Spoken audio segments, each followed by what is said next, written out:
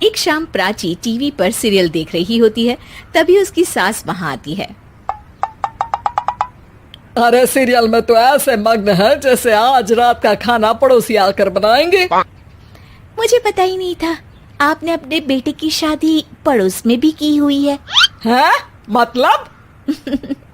मतलब इस घर में सारा काम बहू ही करती है, आप तो सिर्फ खर्राटे मारती हैं। अच्छा जी, फिलहाल तो तुम आराम फरमा रही हो, चलो जाओ, ये मेरे टीवी देखने का समय है। आहा, इसीलिए मुझे भगाया जा रहा है। सॉरी, अब तो बिल्कुल नहीं जाऊंगी। प्राची की इस बात पर दोनों सास बहू के बीच टीवी रिमोट के पीछे बच्चों जैसे छीना झपटी शुरू हो जाती है, जिसके बीच श्लोक भी काम से घर वापस आ जाता है। आज मेरी चूहे बिल्ली की जोड़ी किस बात पर झगड़ रही है? अरे तेरे बीवी मुझे टीवी ही नहीं देखने दे रही। अरे तुम्हारी मम्मी मुझे खाना बनाने के लिए फोर्स कर रही है। अरे वाह, ऐसे बेतुके रीजन पर तो बच्चे भी झगड़ा नहीं करते। अरे मुझे कुछ मत बोल, सब इसने ही शुरू किया है। हाँ हाँ, जैसे आप तो बहुत दूध की धूली है ना। अरे बस, दोनों चुप। प्राची जाओ, खाने की तैयारी करो। और माँ तुम छोड़ो, तुम्हें क्या बोलूं, शांति से अपना सीरियल देखो, मुझे दोबारा लड़ने की आवाज सुनाई नहीं देनी चाहिए। ऐसा बोलकर श्लोक वहां से चला जाता है, जिसके पीछे पीछे प्राची भी कुछ न कुछ बड़बड़ाते हुए रसोई में चली जाती है। हाँ हाँ, सासू जी को तो कुछ बोलेंगे ही नहीं, बस मुझ पर ही हुक्म चलता है, खाना बनाओ, जैसे मैं इनके घर में खाना बनाने के लिए आई हूँ।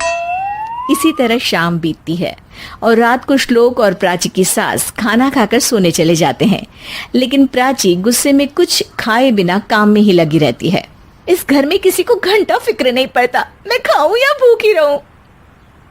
प्राची कुछ देर के लिए रसोई से बाहर जाती है और जैसे ही वापस आती है तो वहां दूध का भरा ग्लास देखकर हैरान रह जाती है।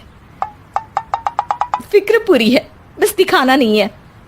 प्राची दूध पीकर सोने चली जाती है और अगली सुबह एक बार फिर सास बहू का कार्टून नेटवर्क स्टार्ट हो जाता है। ये तुमने ही किया है। अरे अजीब जबरदस्ती है, मैं बोल रही हूँ मैंने कुछ नहीं किया। दोनों ने मिलकर पूरे घर को पागल खाना बनाया हुआ है। यहाँ कोई नॉर्मल इंसान तो रह ही नहीं सकता, इसीलिए अब पड़ोसी क्या रिश्तेदार भी घर आने से कतराते हैं। और सुन बेटे, तू भी चंगा, तेरी माँ भी चंगी, तेरी बीवी भी चंगी, रिश्तेदार। हाँ जी, आपको नहीं पता क्या, गंगाधर ही शक्तिमान है, रिश्तेदार ही। हाँ हाँ, बस समझ गया।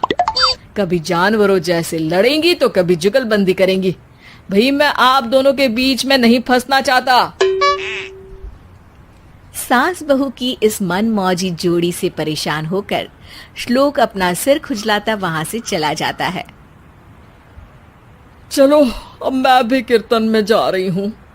इस पर जैसे ही सास कमरे में अपना पर्स लेने जाती है तो वहां नाश्ते की प्लेट रखी देख मुस्कुराने लगती है और नाश्ता करके घर से बाहर निकलते हुए कुछ पैसे टेबल पर रख जाती है, जिसके कुछ देर बाद सिलेंडर वाला घर आता है। ओ मोरी मैया, मैं सिलेंडर के बारे में तो बिल्कुल भूल ही गई थी।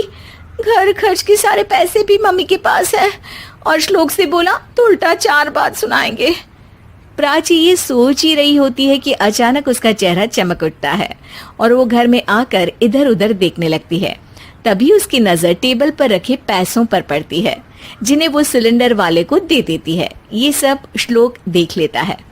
अच्छा बेटे, इतना बड़ा घोटाला, सबके सामने मैं तेरी दुश्मन और पीठ पीछे तेरी मेरी यारी। इस पर श्लोक एक प्लान बनाता है और शाम को सब एक साथ बैठे होने पर बोलने लगता है। माँ, तुम दोनों की बहुत लड़ाई होती है, इसलिए मैं सोच रहा हूँ कि प्राची को उसके घर छोड़ाऊं, इससे वो भी खुश रहेगी और तुम भी। अचानक श्लोक की ये बात सुनकर सास बहू शौक से उसकी तरफ देखती हैं। अरे ऐसे कैसे घर छोड़ाओगे, मुझे कहीं नहीं जाना। अरे तुमने बोला नहीं पर मैंने सुन लिया, तुम्हें मम्मी के साथ रहना अच्छा नहीं लगता, मुझे पता है।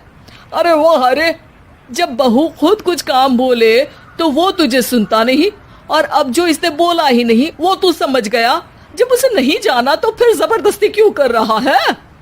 अच्छा, फिर आपको मौसी के घर छोड़ाता हूँ, बस अब आप दोनों एक घर में एक छत के नीचे नहीं रह सकती। मैं इस टॉम एंड जेरी की जोड़ी को और नहीं झेल सकता। है? ऐसे कैसे नहीं रह सकते? तुम्हें इतनी दिक्कत है तो तुम्हारा बोरिया बिस्तर पैक कर देती हूँ, लेकिन मम्मी जी कहीं नहीं जाएंगी। बिल्कुल यही सुनना था मुझे। अगर दोनों में इतना ही प्यार है फिर हर वक्त ये लड़ाई का नाटक क्यों करती हो? देखा मैंने कैसे माँ किचन में दूध रखती है और तुम उनके लिए कमरे में नाश्ता रखती हो, और कैसे वो पहले ही तुम्हारी दिक्कत समझकर घर में पैसे रखकर बाहर जाती है। अरे भाई, इतना ड्रामा तो डेली सोप में भी नहीं होता जितना तुम दोनों ने इस घर में फैलाया हुआ है।